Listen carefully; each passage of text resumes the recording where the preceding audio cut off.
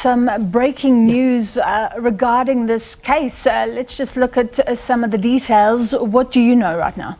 Well, breaking news at this particular hour, Francis. You would know that Dr. Magudumana, when she had gone to the High Court in Bloemfontein to basically have her arrest and deportation from Tanzania declared unlawful, that court had basically dismissed her application, and her lawyers had indicated that they were going to take the matter to the Supreme Court of Appeal.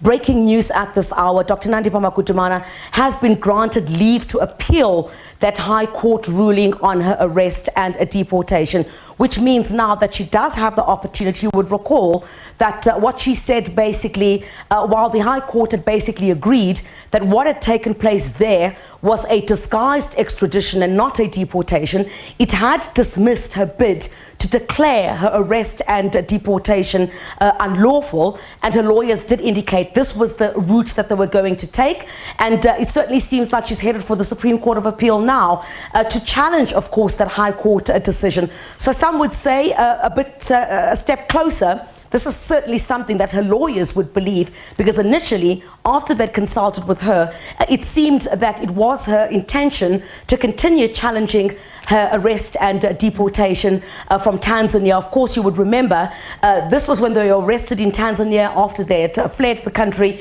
with her boyfriend, Thabo Bester. But subsequent to that, Francis, a number of aspects of this case have been unfolding. You would recall that in the other matter pertaining to the very same one, a number of those that stood accused alongside her in terms of allegedly aiding and abetting the escape of Thabo Bester from the Mangaung prison, some of them have subsequently had their charges withdrawn against them. So that particular matter, of course, separate to what we're seeing now, Dr. Magudumana, essentially, you would recall that she and Thabo Bester were brought back to the country in April of this year. And what she is basically saying is that her arrest and deportation was unlawful in that country, the manner in which it had been carried out. So the High Court had basically dismissed that bid. She said she's taking it to the Supreme Court of Appeal. The Supreme Court of Appeal is now willing to give her an ear.